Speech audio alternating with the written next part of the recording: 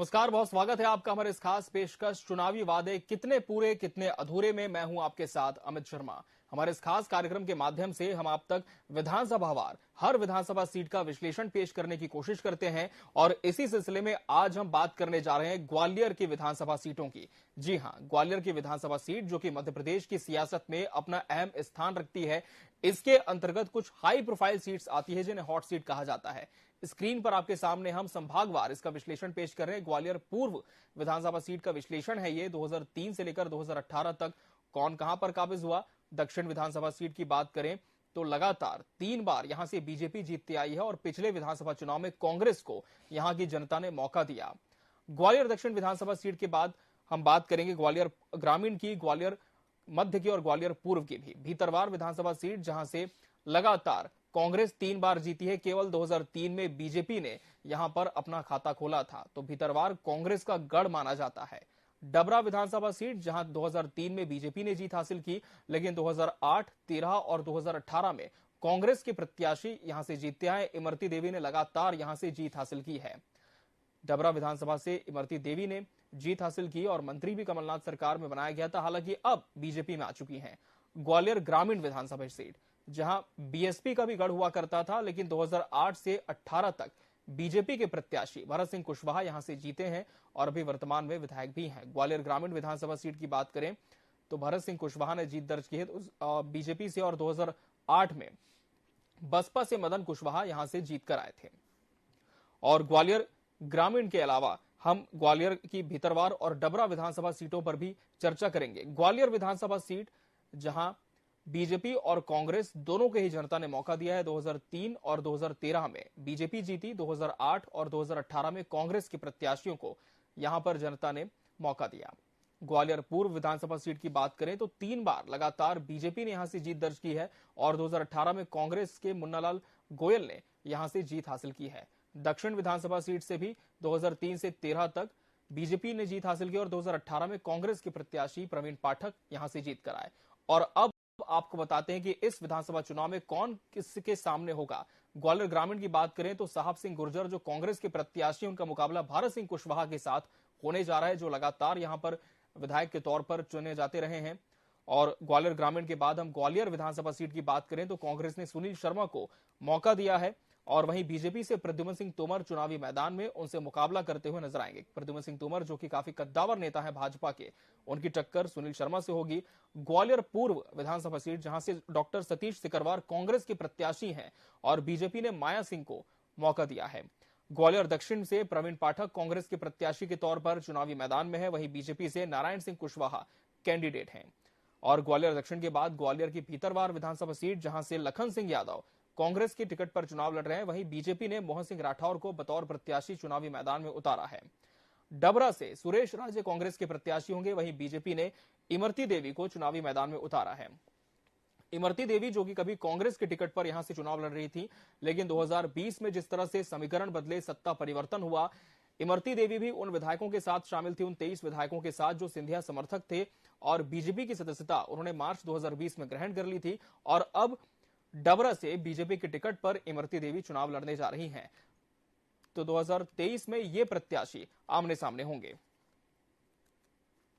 और सीधा रुक कर लेते हैं ग्राउंड जीरो का। हमारे सहयोगी सागर शर्मा हमारे साथ जुड़ चुके हैं। सागर, निश्चित तौर पर ग्वालियर जो है अपने आप में एक अहम स्थान इस विधानसभा सीट का है। इसके अंतर्गत जो 6 विधानसभा सीटें आती हैं उनका विश्लेषण हमने पेश किया, लेकिन हम आपसे भी जानना चाहेंगे कि ग्वालियर की जो जनता है इस बार किन मुद्दों पर अपने मताधिकार का प्रयोग करने जा रही है। जनता से भी बातचीत करें। जी मैं आपको बता दूं कि ग्वालियर 13 नवंबर को मतदान होना है।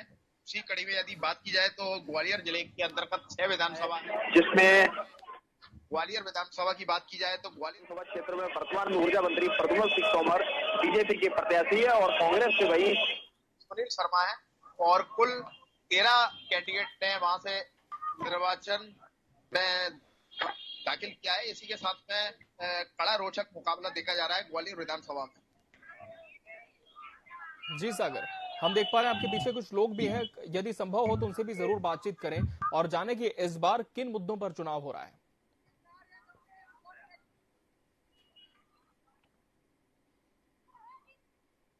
जी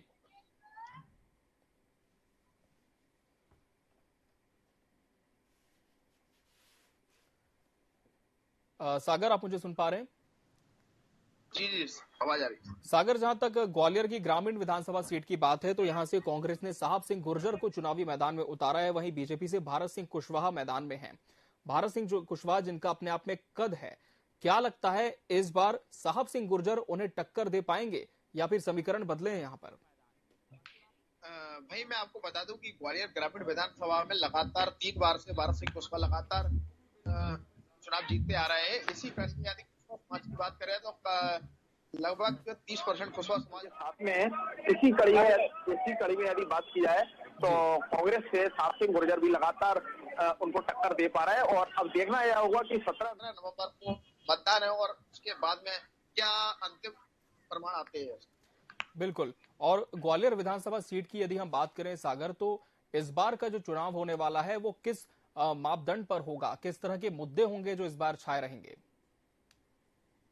भाई आपको बता दूं कि बीजेपी लगातार लाडली लक्ष्मी योजना हो चाहे अन्य योजना हो, उनको लागू करने की बात कर रही है। आयुष्मान कार्ड की बात कर रही है, आयुष्मान कार्ड की जानकारी दे रही है लोगों को। भाई यदि कांग्रेस की बात की जाए तो कांग्रेस लगातार 500 रुपए में सिलेंडर और अन्य योजनाएं चालू करने की बात कर रही है, जिसमें वो छोटे बच्चों को और बड़े बच्चों को भी हर प्रतिमा छात्रवृत्ति टाइप की उनको देने की बात कर रही है। जी, सागर और ग्वालियर संभाग की जो विधानसभा सीटें हैं, यहाँ पर सिंधिया परिवार का एक खासा वर्चस्व माना जाता है। ज्योतिरादित्य सिंधिया जब कांग्रेस में थे तब हम देख रहे थे कि लगातार उनका एक कद यहाँ पर था, लेकिन बीजेपी में जाने के बाद वो कद और बढ़ा। लेकिन जहां तक जनता की बात है, जनता क्या अब भी इस राज परिवार का समर्थन वहां पर करती है? क्योंकि हुआ यह था कि मताधिकार कुछ और दिया गया था। जो यहाँ पर लोकतंत्र के माध्यम से जो सरकार चुनी हुई थी वो कांग्रेस की आई थी, लेकिन 15 महीने के बाद जिस तरह से समीकरण बदले और सिंधिया समर्थित जो तमाम विधायक थे वो बीजेपी में शामिल हो गए, तो क्या इस चुनाव में जनता की नाराजगी इस विषय को लेकर भी हो सकती है? जिस तरीके से चुनावी समीकरण अभी चल रहा है उससे देखा जा रहा है कि ग्वालियर विधानसभा जो सीट है वो सीट बहुत ही कमजोर मानी जा रही है, क्योंकि कुछ ही दिनों पूर्व केंद्रीय मंत्री ज्योतिरादित्य सिंधिया जी लगातार प्रद्युम्न सिंह तोमर के साथ में बीजेपी की जो प्रत्याशी है उनके साथ में कार्यकर्ताओं के साथ बैठक कर रहे थे, कार्यकर्ताओं को समझाने का प्रयास कर रहे थे। भाई दूसरी ओर आज ग्वालियर विधानसभा क्षेत्र की बात की जाए तो बीजेपी प्रत्याशी और वर्तमान ऊर्जा मंत्री प्रद्युम्न सिंह तोमर के लिए एक विशाल जनसभा केंद्रीय गृह मंत्री और सहकारिता मंत्री अमित शाह खुद ग्वालियर आ रहे हैं। शाम को 6 बजे वो ग्वालियर विधानसभा क्षेत्र की जो सीट है उसकी विशाल जनसभा को संबोधित करेंगे। तो जो चुनावी हवाएं चल रही है उसके माध्यम से यह कहा जा सकता है कि कहीं ना कहीं ग्वालियर विधानसभा सीट जाने का डर बीजेपी को सता रहा है। बिल्कुल। और प्रद्युम्न सिंह तोमर की जहां तक बात है सागर, तो हमने देखा है कि काफी जमीन से जुड़े हुए नेता ये माने जाते हैं। प्रदेश के ऊर्जा मंत्री है, लेकिन हमने देखा है इन्हें कि कभी भी खंभों पर चढ़ जाते हैं, खुद ही साफ सफाई में लग जाते हैं। लगातार कोशिश इनकी ये होती है कि किसी भी माध्यम से एक जो सीधा कनेक्ट है जनता के साथ वो इनका बरकरार रहे। लेकिन ये जो कनेक्ट है, जनता से जो जुड़ाव है, क्या लगातार ये 5 साल देखने को मिला है? भाई आपको यदि बात की जाए तो कुछ कुछ समय उनके इस तरीके के रहते हैं कार्य, जिसके कारण काफी चर्चाओं में रहते हैं। और वहीं यदि बात कराए तो कांग्रेस से जो सुनील शर्मा प्रत्याशी हैं इस समय, वो भी लगातार पिछले कई 3-4 सालों से लगातार तैयारी करते हुए आए हैं। इसी कड़ी में चाहे पानी का मुद्दा हो चाहे लाइट का मुद्दा हो, उन्होंने बीजेपी के जो ऊर्जा मंत्री प्रद्युम्न सिंह तोमर उनको घेरते रहते थे और लगातार जनता के बीच में जाते रहते थे। इस कारण कहीं ना कहीं ग्वालियर विधानसभा सीट की कड़ा रोचक मुकाबला इस समय देखने को मिल रहा है। बिल्कुल। वहीं ग्वालियर पूर्व की हम बात करें तो डॉक्टर सतीश सिकरवार को कांग्रेस ने टिकट दी है, जिनके खिलाफ माया सिंह बीजेपी से चुनावी मैदान में हैं। लेकिन पिछले कुछ महीनों की अगर हम बात करें, सतीश सिकरवार लगातार सुर्खियों में रहे हैं, लेकिन माया सिंह का नाम उतना ज्यादा सुनने को यहां पर नहीं मिला है। लेकिन चुनावी कैंपेनिंग के दौरान वो कितनी सक्रिय इस क्षेत्र में नजर आ रही हैं? भाई यदि आपको मैं बात करूं ग्वालियर पूर्व विधानसभा सीट की, जी। तो पूर्व मंत्री माया सिंह के टिकट होने के बाद में पूर्व विधायक एवं सिंधिया समर्थक मुन्नालाल गोयल के द्वारा काफी विरोध प्रदर्शन किया गया था, काफी विरोध किया गया था। पर कहीं ना कहीं केंद्रीय मंत्री ज्योतिरादित्य सिंधिया द्वारा उनको समझाने के बाद उन्होंने अपना विरोध वापस ले लिया और लगातार अब पूर्व मंत्री माया सिंह के समर्थन में लगातार जनता से मिल रहे हैं। वोट मांग रहे हैं और ग्वालियर विधानसभा क्षेत्र की जनता से आग्रह कर रहे हैं कि बीजेपी के पक्ष में ही वोट करें। बिल्कुल, तो कहीं ना कहीं बीजेपी की कैंपेनिंग भी जोर शोर से जारी है, जैसे कि कांग्रेस भी इस बार इस सीट को छोड़ना नहीं चाहती है। एक और अहम सीट है सागर ग्वालियर दक्षिण की, जहां से बीजेपी ने नारायण सिंह कुशवाहा को मैदान में उतारा है, जिनकी सीधी टक्कर प्रवीण पाठक से होगी। इन दिनों के बीच यहां पर किस तरह का मुकाबला देखा जा रहा है? यदि ग्वालियर दक्षिण की बात करें तो वर्तमान में कांग्रेस के जो विधायक है प्रवीण पाठक, वो कांग्रेस के प्रत्याशी है और बीजेपी से पूर्व मंत्री और पूर्व विधायक नारायण सिंह कुशवाहा को टिकट दिया गया है, क्योंकि कहीं ना कहीं कुशवाहा समाज लगातार बात कह रहा था कि कुशवाहा समाज के व्यक्ति को वोट चाहिए, इसलिए उन्होंने 3 नाम पैनल पर चल रहे थे।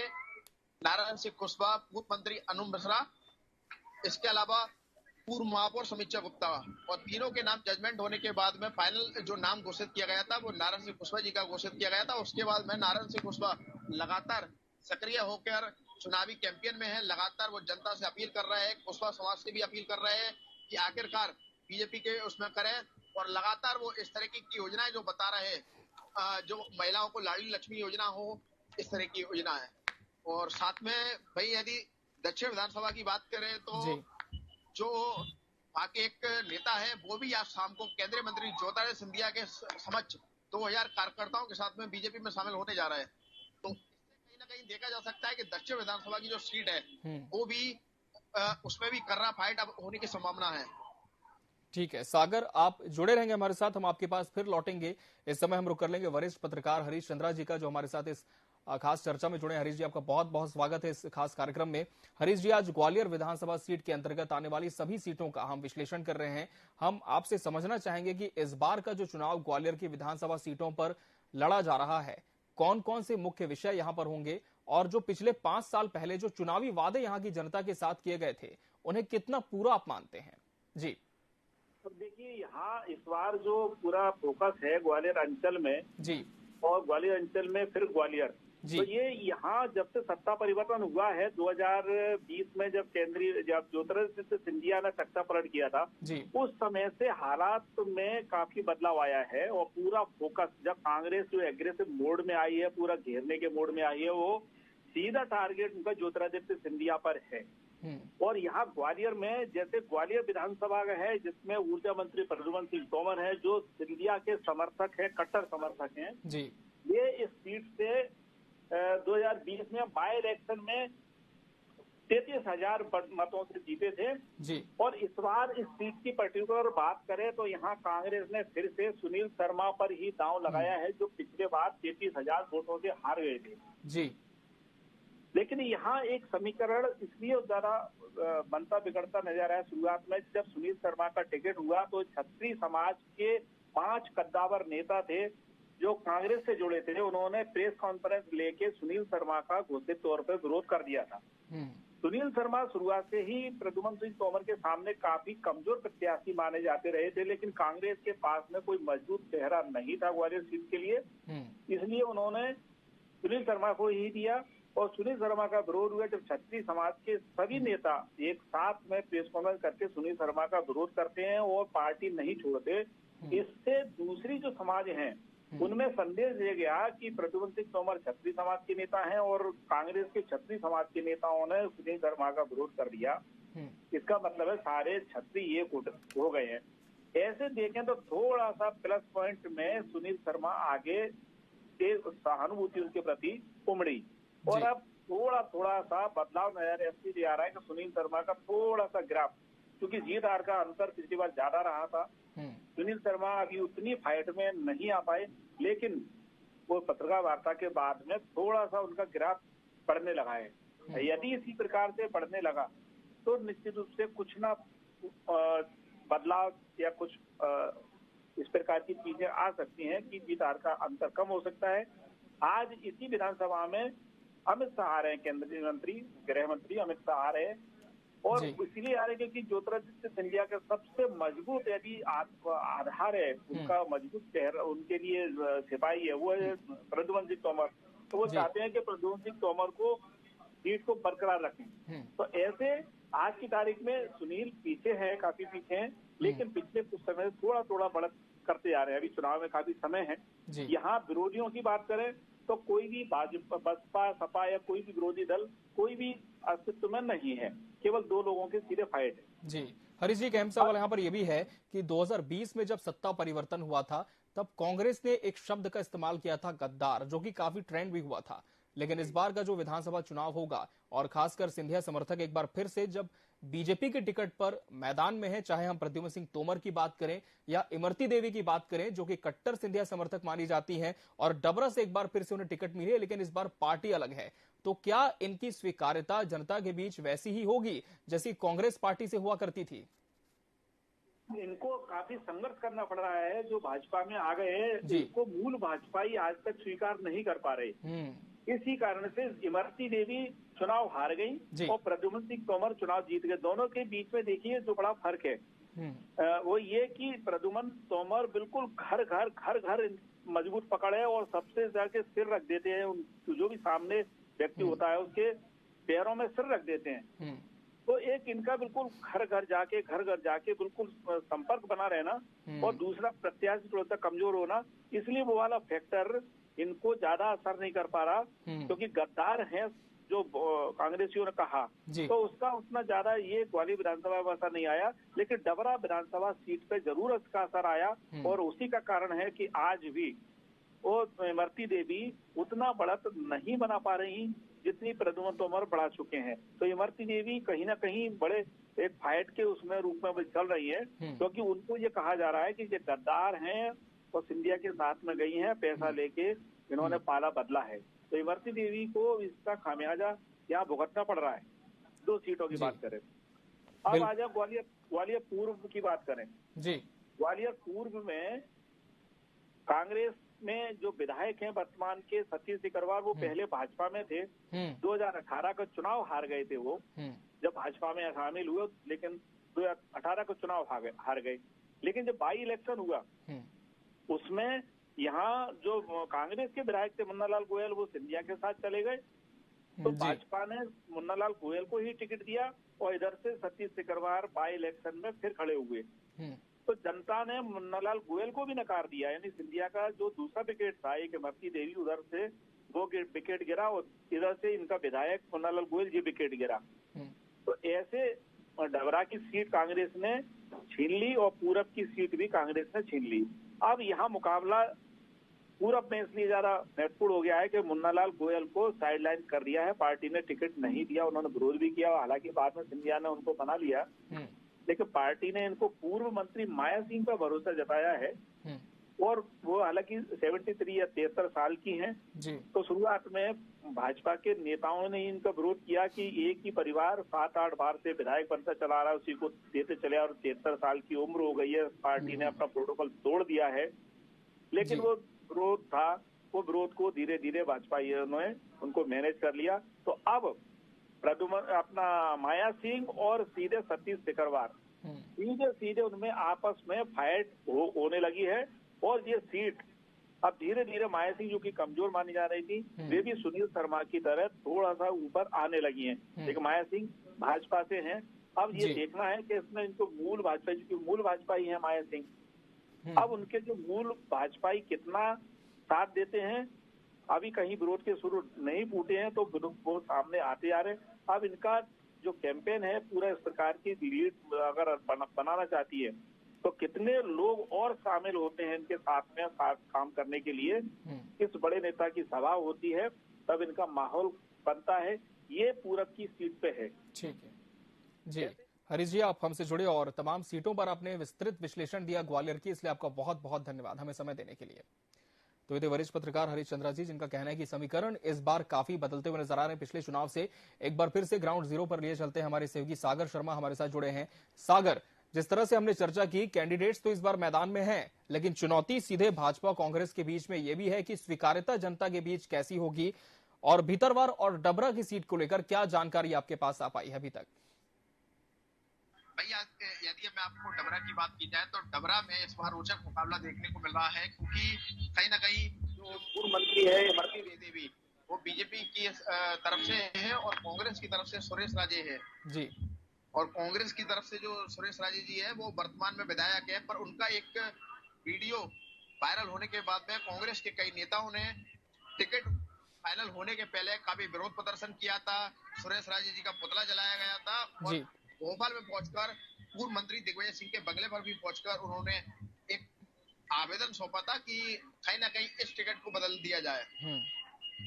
तो कहीं ना कहीं देखा जा रहा है कि डबरा में कांग्रेसियों के द्वारा ही काफी विरोध प्रदर्शन है, तो इसका असर कहीं ना कहीं पड़ने। सागर, वहां की जनता से क्या आपकी बातचीत हो सकती है इस समय या फिर आपकी बातचीत हो पाई है? हम ये जानने की कोशिश करना चाहते हैं कि जो चुनावी वादे इनसे बीजेपी की सरकार ने किए थे, पिछली सरकार ने किए थे, पिछले विधायकों ने किए थे, वो कितने पूरे हो पाए और कितने अधूरे हैं?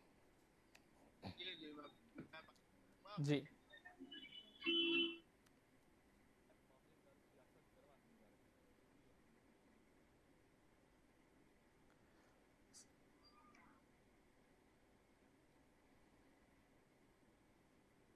जी, बिल्कुल उनसे जरूर पूछें कि जो चुनावी वादे करती है सरकार, जो विधायक चुनाव जीतने से पहले प्रत्याशी के तौर पर करते हैं, कितना अमल उन चुनावी वादों पर हो पाया है? जी सागर।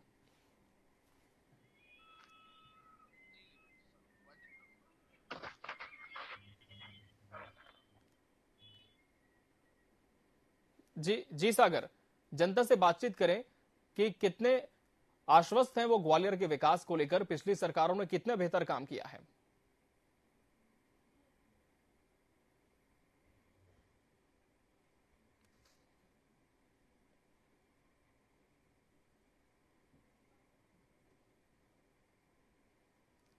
चलिए सागर, आप ही से हम जानना चाहते हैं कि आप चूंकि स्थानीय है, लगातार उस क्षेत्र से पत्रकारिता कर रहे हैं, स्वास्थ्य, शिक्षा, विकास कितना आपको दिखा इन 5 सालों में इस क्षेत्र में?